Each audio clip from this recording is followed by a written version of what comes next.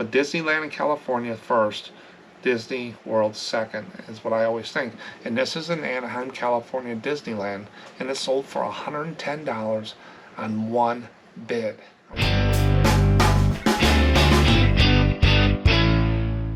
So welcome back to SM Postcards. How these videos usually work for the new people that just showed up is I do like 4 sections in these longer videos that I put out once a week. I do a what sold, some of the cards I sold, I talk about them, what people are buying, and I go through the numbers. And then I do a special topic. It's a certain postcard, like today's going to be hotels. Everybody stayed in hotels, and if you bought a box of postcards, you're probably going to find a hotel. So I go through some of those, some facts about them. We look at the pricing and kind of determine where they fall in the sell-through rate.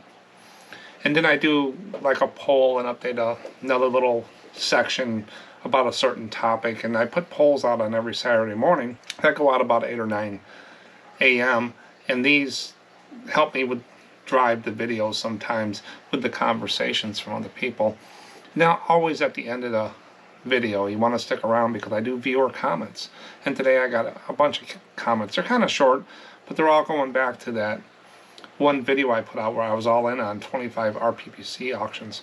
I wish I could put all the comments in the video, but it would just take forever, so I randomly picked a few of those. So it's what sold, special topic, some kind of update on some information, and viewer comments. And down at the bottom they're broken up in chapters. So if you don't want to watch the what sold, you can jump to a special topic. Or later on, say you get some hotels and you want to go refresh yourself on that topic of postcards, you can jump right to that in these videos. So that's how it works. But today we're going to talk about hotels. And they're common cards to me, most of them. But yeah, as you'll see here, during the special topic, there are some special ones that I'm probably going to focus a little bit more on after doing a little bit more research. But let me go ahead and get started on the what solds, knock that out of the way. Sold 13 cards on eBay. Sales still just up and down. It's whatever comes in. The first one is a buffalo head.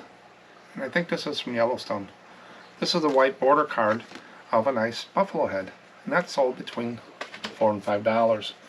Next one, during the Mary Martin auction, I bought a bunch of exhibit cards. Some of these cards were actually put in vending machines back in the day. I'm not for sure about this one. But this is an exhibit card. It's not a postcard.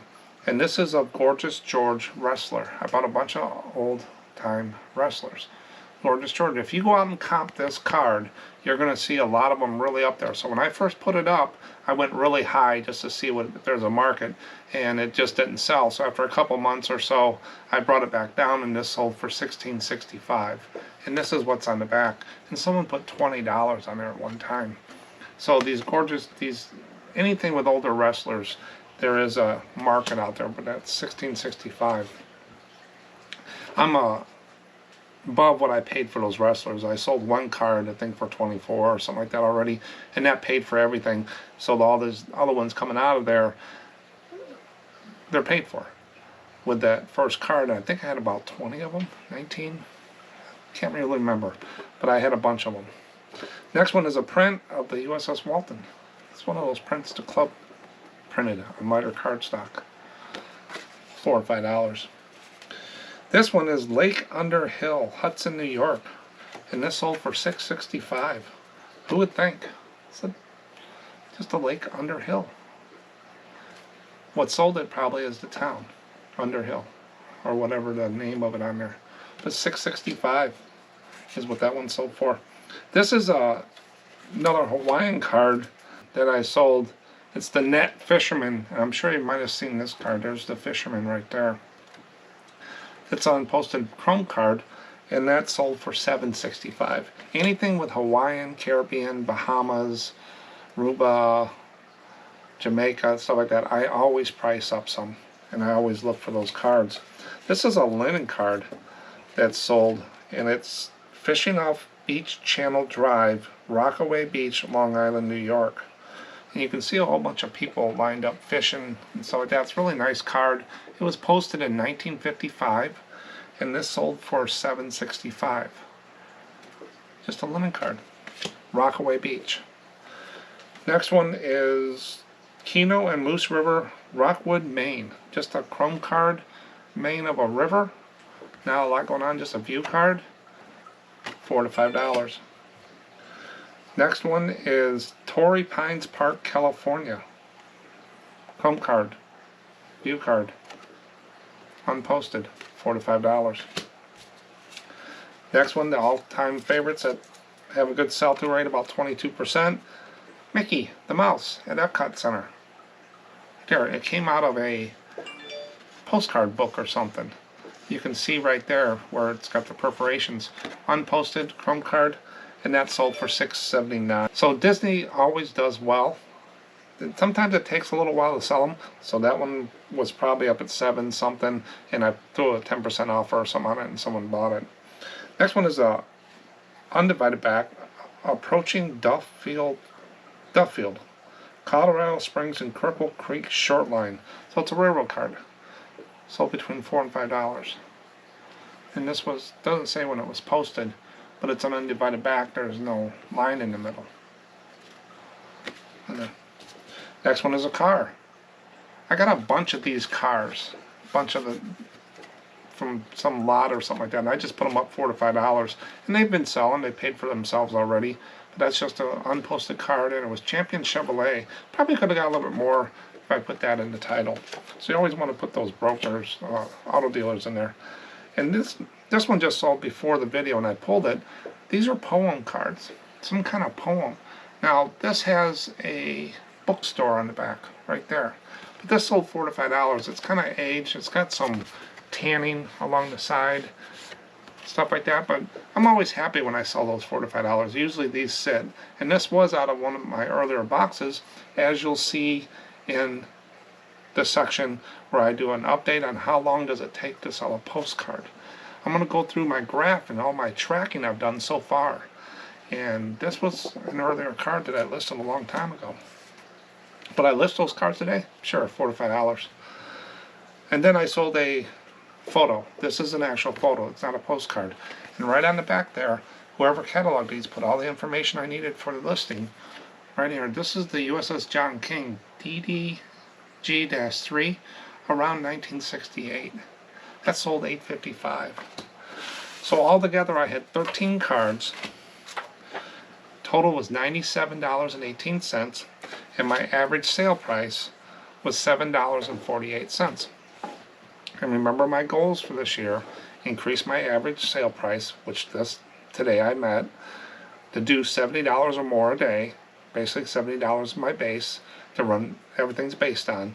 I'm at 97, so I met that today with a little left over to make up for the days I didn't.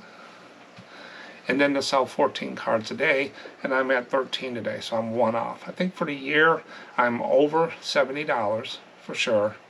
My average sale price is up, and I'm at 12 cards year to date per day. And that should increase as things get going again and stuff with eBay and some other things. But I'm happy. Everything, I'm doing less work and making more money. It pays the bills with a little bit left over to put in my pocket every month. So I'm happy with that. If I increase, it's even better. But I'm not looking to break any records going forward. I'm just looking to pay the bills, put stuff in my pocket, have fun doing this. And slow down a little bit is what I did. Now we're going to get into hotels. And after hotels, we're going to talk about how long does it take to sell a postcard. So I've been doing some tracking, trying to see if I can get closer to the answer of that question.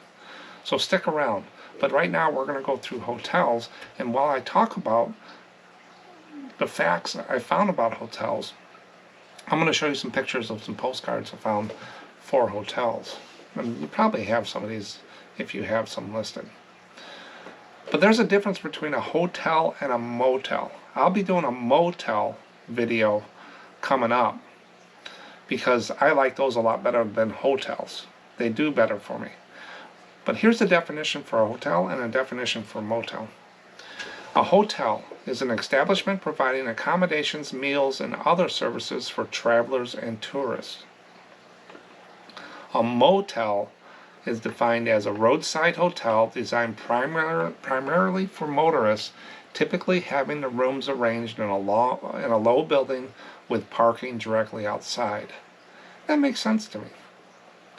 So hotel and motel to me is different, and this definition reinforces that. The 125-year-old Victorian-style Grand Hotel on Mackinac Island, Michigan, has 385 rooms. That whole hotel was made completely of wood, and it's got the longest porch in the world for a hotel. It's really cool. You need to go out and look at the Grand Hotel on Mackinac Island. A lot of celebrities have stayed there. And everybody that's been to Las Vegas or watched things in Las Vegas knows about the Bellagio Hotel that has the fountains. It's located in Las Vegas, Nevada on the Strip.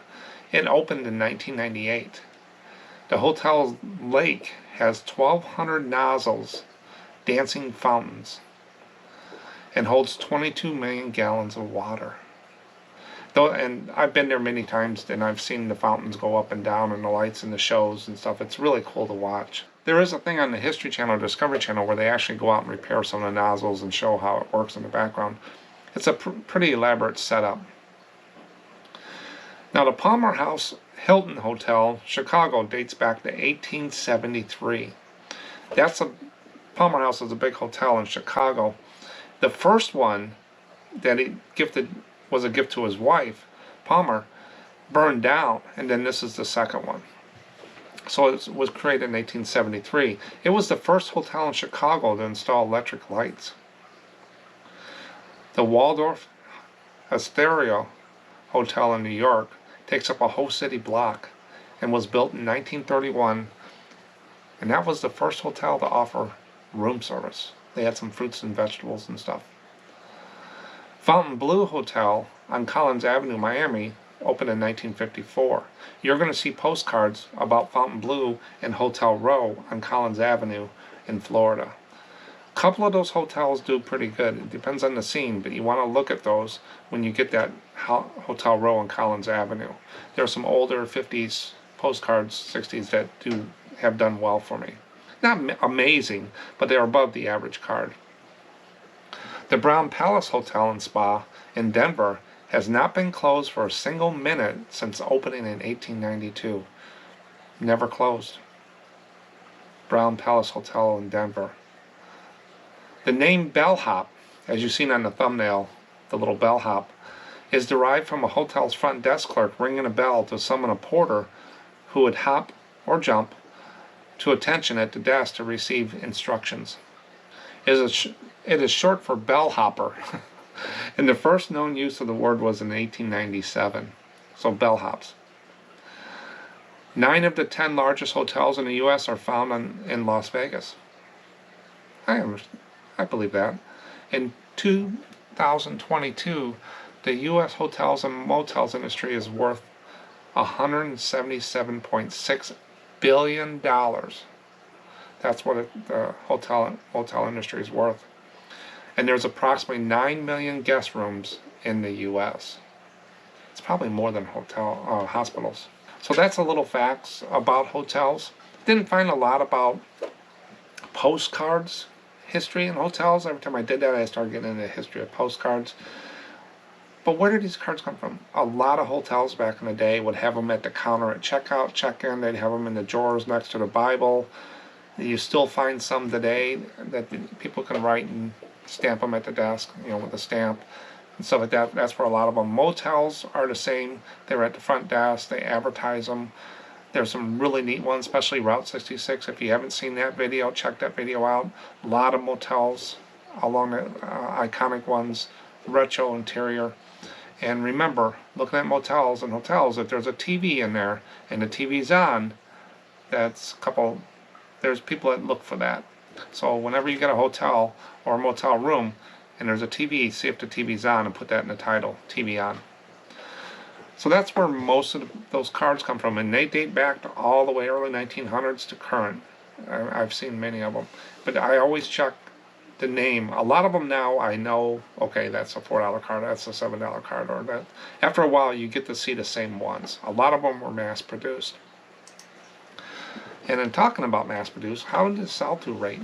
Sell-through rate is just a way I track how many cards are moving through the eBay system. Not the dollars. This is the number of cards. Just to give me an idea, is this better than picking up, Grand Canyon or Niagara Falls? Is it better than picking up motels and hotels? So I go out there and I just type in postcard space hotel. There's a few other things I minus the lots and a few different things, because you get hotel dishes and stuff like that. So I kind of clean it up as best I can, but I'm not looking to get to the exact card. One card isn't going to make or break me. I want to get in the ballpark. I want to hit the side of the barn, and just to see if this is worth it. If I'm doing that the same for every postcard, then I have a pretty good chance of getting cards that sell pretty good. So there's 23,000 cards sold, and you divide that by the number listed of 410,000 hotel cards out there. Times it by 100 to get a percent, and I round up or round down, it's 6%. So that's a 6% sell-through rate. So on postcards, you can't really say it's good or bad until you bump it up against other things you're doing the same thing with. So I kept with my standard here. I bumped up against Postcard Stadium with 11,000 cards listed, 14%. Then Postcard Map was 10%, and here's Postcard Motel, 6%. So they're right on the same. Their sell-through rate calculated out the same, 6% for hotels, 6% for motels. But to me, motels do better. That's how I think, but this is telling me, no, they have the same sell-through rate. But for me, I just know that motels, I like doing them better, and they seem to sell. Postcard Turnpike, 4%. So this is an average card. Hotels are mainly average cards. But there are some out there that break this calculation. And here's a couple higher priced cards. And there's something about these cards, and see if you can see. Here's one in Fox Lake, Illinois. That's northwest of me, about an hour, maybe more. Fox Lake, Illinois, old postcard. Manning Hotel with seaplane. It's got a seaplane in it. I'm so glad they got that in the title. How many postcards have you seen it with a seaplane? I can't remember. Piscatee Lake is where it's at. 22 bids. $274. And that looks, is that an RPPC or a white border? I can't really tell. They didn't say what it was. But $274. So what do you think sold it? Fox Lake, seaplane, or hotel? I think the seaplane had a lot of play in it, but I just think it's a really nice looking postcard. But $274. Next one was Postcard RPPC California Byron Hot Springs Resort Hotel, 1920s. $240, or best offer. And it doesn't say it took best offer. They paid full price, it looks like. And the next one is another real photo postcard. Cedar Falls, very rare, RPPC, 1912, Rattlesnake Mountain and Hotel, now underwater. There was some message area that I was in, and they were talking about these places that went underwater when they built dams and stuff like this, the ghost towns that are underwater. And here's one, they actually put it in the title. So this hotel is no longer there, it's underwater, so it can't be used. So that's another thing, and they got $190.49. So basically what it is, older hotels, RPPCs, seaplanes, anything different than just a building seems to get more money. But these are three that I found. So there are some cards out there for hotels that you want to look at. There is light at the end of the tunnel for these. But the real photo postcards back in the day seem to do better, is what I looked through. The older ones. Better than the linens, and even some of the divided back. These seem to do better. And we'll take a look at some right now.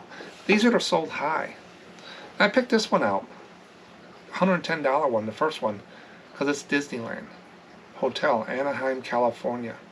Now remember, Disneyland is before Disney World. I think Disney World was 80s, and the other one's 50s or whatever. But Disneyland in California first, Disney World second, is what I always think. And this is in Anaheim, California, Disneyland, and it sold for $110 on one bid. I wonder what, I didn't look to see what he was asking for it. about $110. Hand-colored printed Naples Hotel. There's something with this Naples Hotel. And I put a note here, if you have a Naples Hotel, go look at it, because there's a lot of comps out there that are higher, like this one, of the Naples Hotel. I don't know if it got hit by the hurricane, it's not there anymore, something special. I don't know the history, I didn't go down the rabbit hole. But this one right here, Naples Hotel, if you want to search your inventory and see if you have it, and then go out there and check out the comps, because there was something here. I wouldn't put a note here if it wasn't. I haven't done it yet. I was going to go through and see if I have any Naples hotels. So that sold for $60. They took best offer, $66, $5 shipping, so $60, $55. So Naples Hotel in Florida. Pittsburgh, Pennsylvania, Monongahela, whatever, House Hotel, Smithville Street, View, circa 1915. That's the normal, like, divided back cards that you're going to find with a lot of hotels. Now, what this has got going for it, it's got a street scene as well, and probably something else in there. Sold for $45, basically, best offer taken. So those are your sold high. So they're selling. Some of these cards even sell. There's some special ones you want to look for. And the only way to do that is write your title in eBay or your keywords and put it into WorthPoint or Terapeak or whatever you use, and just see if it's an outlier. If it's not an outlier, it's probably just an average card. I look for and see if it goes above 1265. Where's this fall? What bucket? Is it 465, 565, 765, 865, 1065, or 1265? If it falls anywhere close to that, those are the buckets I put it in. Anything above 1265, it gets set to the side, so when I do the research, I can get a little more dollars out of it. A lot of times, what's at the bottom of the rabbit hole is just some little poop pellets. There's nothing there. You went down the rabbit hole. So I don't want to stop my listing of doing regular listing to go down some rabbit hole. I set it to the side and I'll do all those at once. And I have a nice little stack here of ones I have to do. And it kind of keeps your flow, because once you get in the rhythm of listing, you really don't want to stop and go. Pretty soon it's an hour later and you only got 3 cards listed. So I set them to the side, but that's my system. And then we look at the sold low. A lot of people get into the postcard world.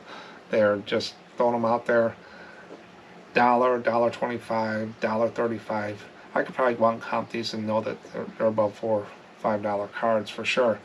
But a lot of people say, well, Mark, they can list them whatever.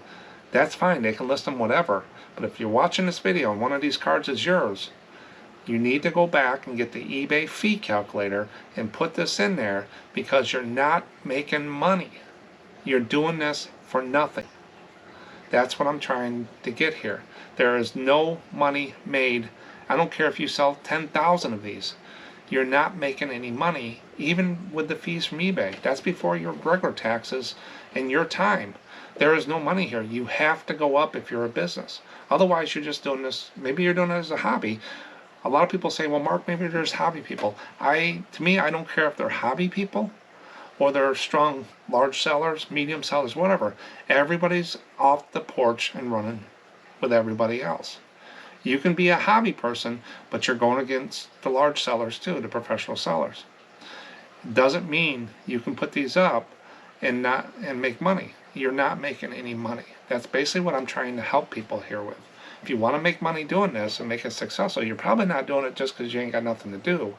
You're doing it because you want to make a little bit of money to go out and buy some more postcards for your collection. Go take a look at that, is what I'm trying to say. Not to roast the sellers or whatever, but you want to get your fair amount of money for the time. You went out and bought them, you listed them, you sorted them, whatever, and nowadays there's no money there. You need to follow and go up on there. And you'll see this in the listed too. And I always look at listed real quick. I don't spend a lot of time, but I want to see what people are thinking. Here's one here, Ocean City, New Jersey, lifeguards. Now there's a little bit here, I think, with the lifeguards, but I've had these lifeguard boats, and I thought they would do really good, and they've never really come around for me. I think there may be one out of whatever. But yeah, there's lifeguards here, but I haven't done well with lifeguards. It's a really cool picture, but I don't think it's worth $158. Ocean City, I don't think, is one of the beaches or that is that big of a deal. That's my opinion. Then you got the magnificent Fairmont Tower, San Francisco. This is a pretty common card unless there's something special there. That looks like a chrome card, 50s, 60s maybe, $150. I think that one's a little high too. Then the bottom one is Natural Bridge. I didn't do anything further with this one because it says one thing in there, Natural Bridge. To me, that's almost like Niagara Falls, Cypress Gardens, some of those cards there. Natural Bridge, there are so many postcards out there. I really don't list them anymore. And I probably, for $250, unless there's something special with this card on the back or something, I didn't look at it. But Natural Bridge is one I don't list anymore. I've got so many about up there. It's a neat card. It's a neat story. I mean, the town's named Natural Bridge. But I don't know if there's anything here, but I don't think any of these, I think all of these are going to be hard sells, unless I'm missing something. Let me know. But then you look at the listed low. Again, they're still not making money. $1.40, $1.50, $1.09. There's no money there. Put it in the calculator. Just not me talking. Put it in there. We did it on one of the videos. $1.54 is what they sold it for, and the guy was still not making money. Raise your prices so it's worth your time. Make it fun. It's not fun it's fun when you sell something, but it's not fun at the end of the month when you look at it and say, "Oh, I didn't make any money. This isn't worth it." It's because of that they will sell. It just takes a little bit of time, and you got to get the right price, but you don't want to do it for free if you're doing this for business and competing with all of us. That's all I'm trying to say here, is help people make a little bit of money so they can, well, buy some more postcards. And I know the perfect site to buy postcards from, right up there. But that's hotels. And if I sum up hotels, a lot of them I know when I look at them. Radisson Hotel, Palmer House. I kind of know by looking at the card where it's going to fall in my buckets. But most of them I do pop it into the search just to look at the comps to see if it is an outlier. A lot of the divided backs and stuff I don't as much as I do. Maybe some of the chromes I do a little bit more. But those RPPCs and stuff, if you see those, you get them for a good price, you can probably get some extra dollars, especially with seaplanes. Has anybody ever sold one with a seaplane? I can't remember ever putting one. Zeppelins, other airplanes, but I never used the word seaplane. That's on my mind now too. But my mind is so full, it's hard to remember all this stuff. But seaplane, that's stuck in my mind now. That was one. That's probably the neatest postcard I've seen today, is the seaplane. I'll still pick them up. I'll probably look at RPPC a little bit closer. But I'll keep doing probably what I'm doing on there. Motels do better for me. Who knew? Now we're going to get into something different. Usually I take a poll and I run that through the video and do a conversation about that. But I've been tracking this for a while. I wanted to get the 2,000 cards sold before I did this, but I've got enough information to do an update.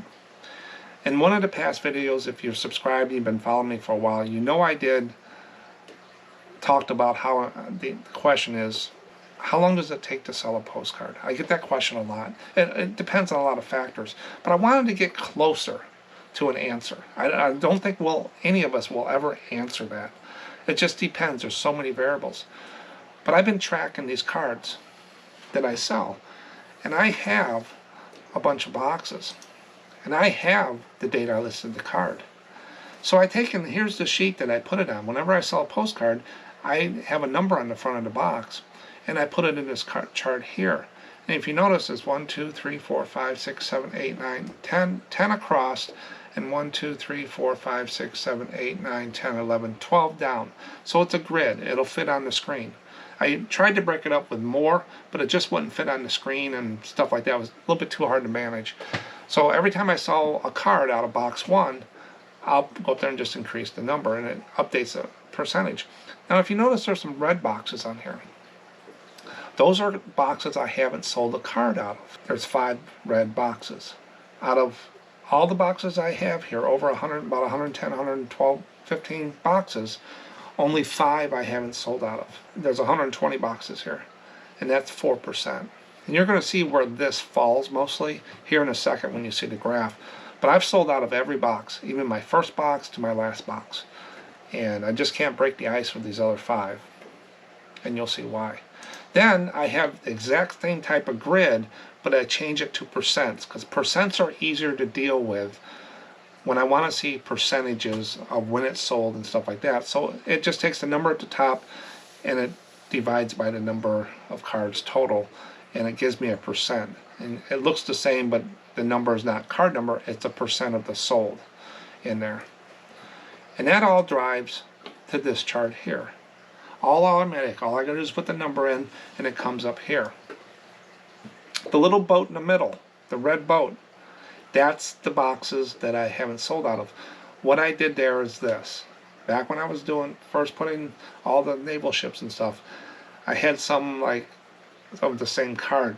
I should have took some of them out and put less in the box, but I didn't. I put them all in the box.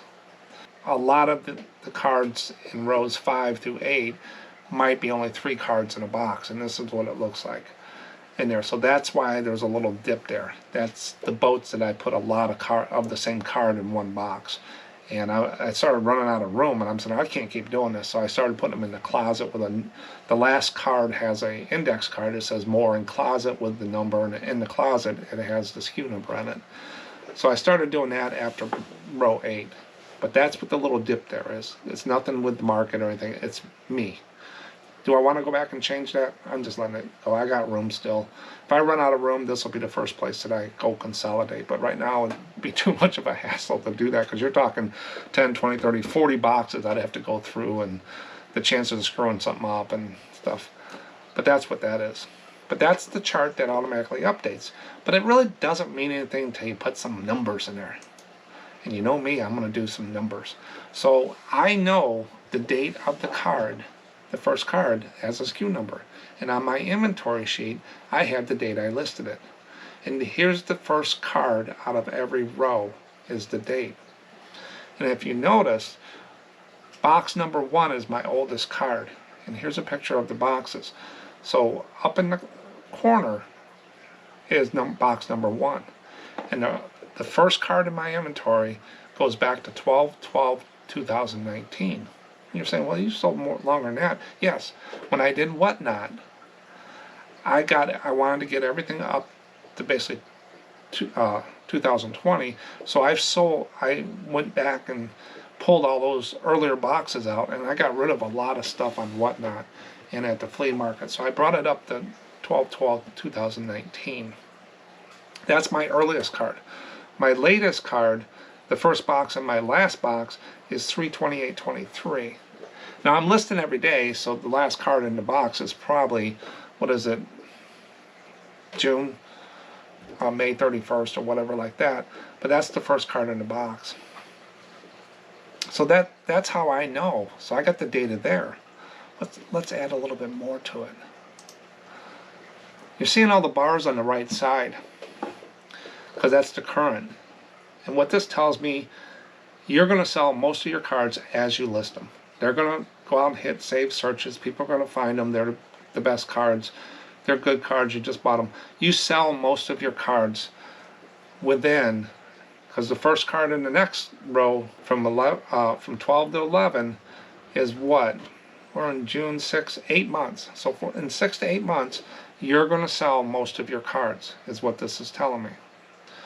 Then you're going to sell some more in row 10 at February, goes back to February 2022, so another 6 months. And then in row 9 it goes back to November 2021, and I put a little thing there, 16 months, 60% of your cards are going to sell. So a lot are going to sell in the beginning. They're going to cherry pick them. They're going to get the best cards. It keeps going a little bit for 16 months, and then it kind of dies. And you can skip over the boat dip. That's 26 months all the way to the first of that, and that's 11%. So I'm selling 11% out of those boxes. But then you get to the next batch of rows. 40 months later is the first box. That's how long? 3.3 years is my earliest card. It's been in there. So that first card's been there 3.3 years. I sold 22% of my cards between 12/19 that I listed in January 31st, 2021. 22% of the cards sold down there. So 67% will sell in the first 16 months, and then the other ones, 22%, will sell later on. That's the ones that are left over. And I just sold one today out of box 2. And that'd be in row 1. And I don't do anything special. I don't enemy list and do all this. I'm organic, and I'm still selling 22% of my older cards.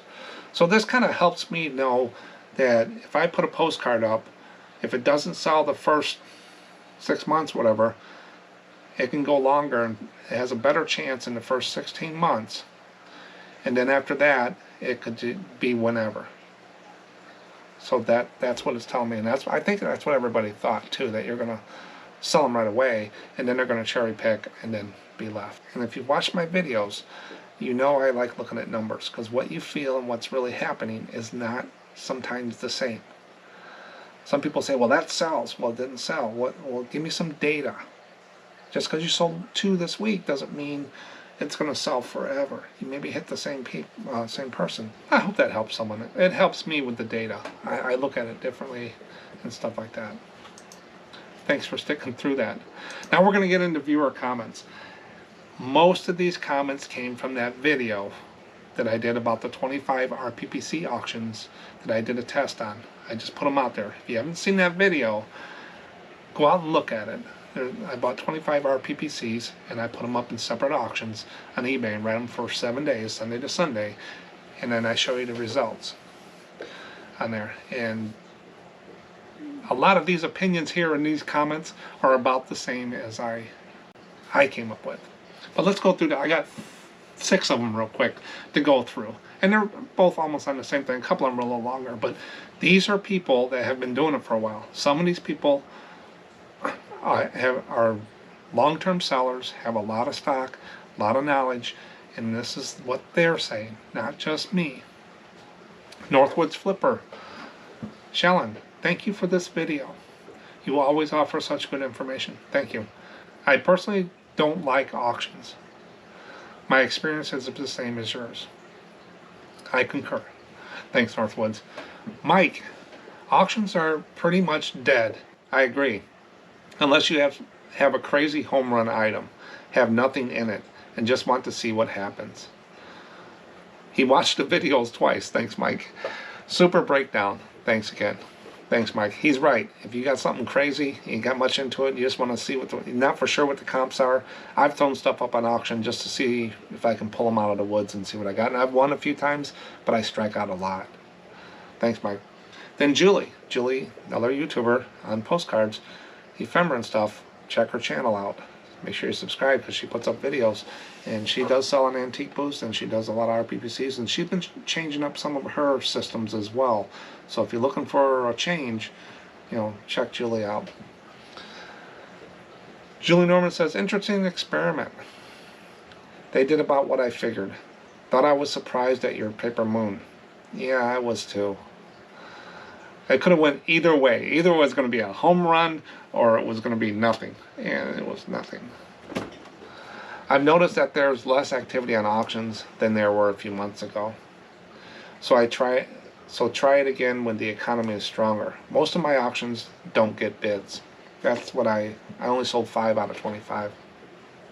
So I always price at a minimum I'd be content with. And that's what I did. Most of them were $465, and that's my minimum, my margin. And they still didn't sell.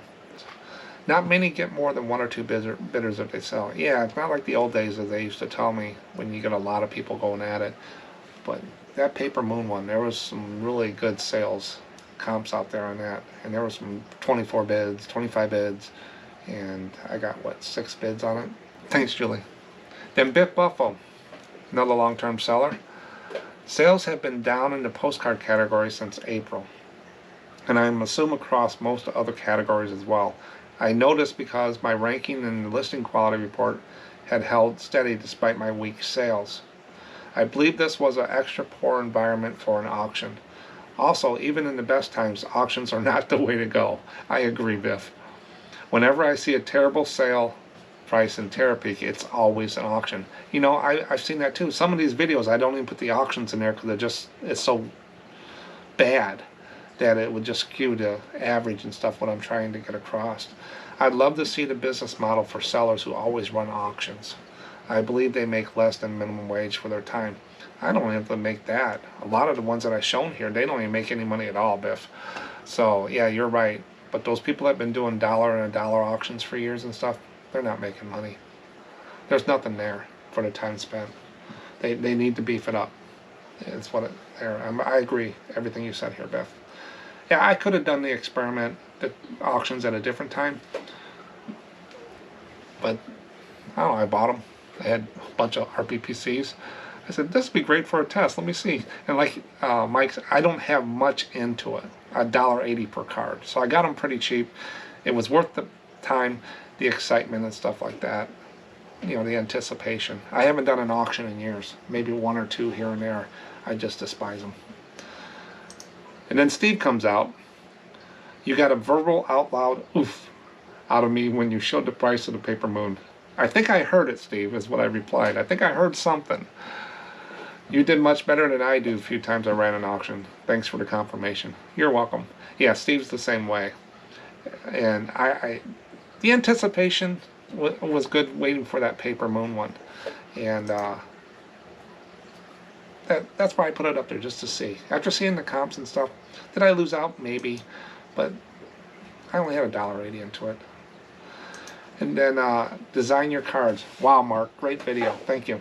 I was on the edge of my seat. Too bad about the moon one. Yeah, the ending is not always good. You know, writers can change the ending of movies, but I can't change the ending of the outcome of an auction. Wish I could. I want a photo of myself with a crescent moon. I could see you sitting on there. I wrote back to her, I said, P.S. Photoshop. You can Photoshop yourself onto a paper moon.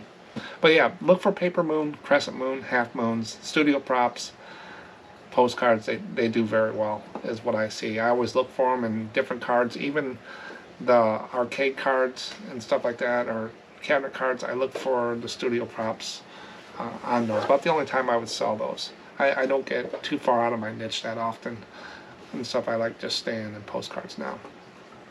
But those are the comments. That's a lot of data today. Go ahead and watch it again if you want. Got any questions for me about this data, let me know. But I'm going to keep tracking this throughout the year. It doesn't take me long to do that. But I appreciate everybody watching. Make sure you subscribe. Hit the little bell thing right over in the corner here. We'll get you there. Bye.